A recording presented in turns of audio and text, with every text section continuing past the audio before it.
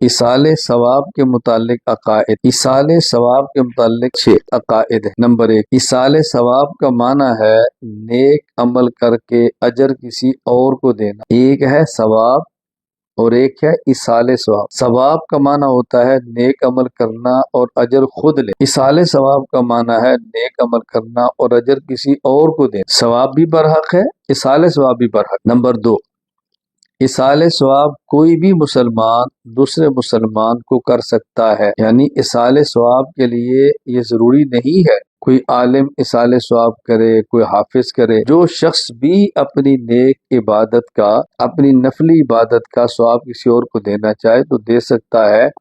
اس کے لیے درمیان میں واسطہ ڈالنے کی ضرورت نہیں ہے کہ میں نے قرآن پڑھ کے آپ کو دیا ہے اور آپ قرآن آگے میرے ابا جان کو دے دیں، اس کی ضرورت نہیں۔ نمبر 3، اصال ثواب زندہ اور میت دونوں کو کرنا جائز ہے۔ کوئی انسان نماز پڑھے نفلی، صدقہ کرے نفلی، اور یہ کہ یا اللہ اس کا ثواب فلاں جو شخص دنیا میں ہے اس کو دے دے، جائز ہے، یا جو فوت ہو چکا اس کو دے دے، جائز ہے، دونوں طرح ٹھیک ہے۔ نمبر 4، اصال ثواب بدنی اور مالی تمام نفلی عبادات کا کرنا جائز ہے۔ نفلی نماز پڑھیں، اصال ثواب کریں، جائز ہے۔ قرآن پڑھیں، اصال ثواب کریں، جائز ہے۔ عمرہ کریں، طواف کریں، اصال ثواب کریں، جائز ہے۔ صدقہ دیں، اصال ثواب کریں، جائز ہے۔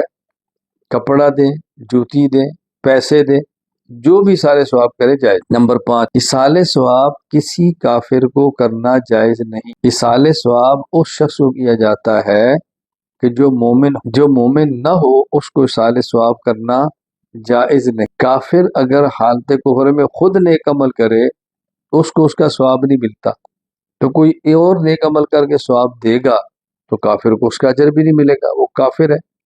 اجر کے لیے ضروری ہے کہ پہلے ایمان ٹھیک ہو، ایمان ہو تو پھر ثواب یا اصال ثواب پہنچتا ہے۔ نمبر 6، اصال ثواب کا کوئی وقت یا جگہ شرعاً متعین نہیں، یعنی اصال ثواب فلاں وقت میں کریں گے تو پہنچے گا، فلاں جگہ پر کریں گے تو پہنچے گا، نہ جگہ مقرر ہے نہ وقت مقرر ہے۔ جس وقت جس جگہ چاہیں اصال ثواب کر سکتے ہیں۔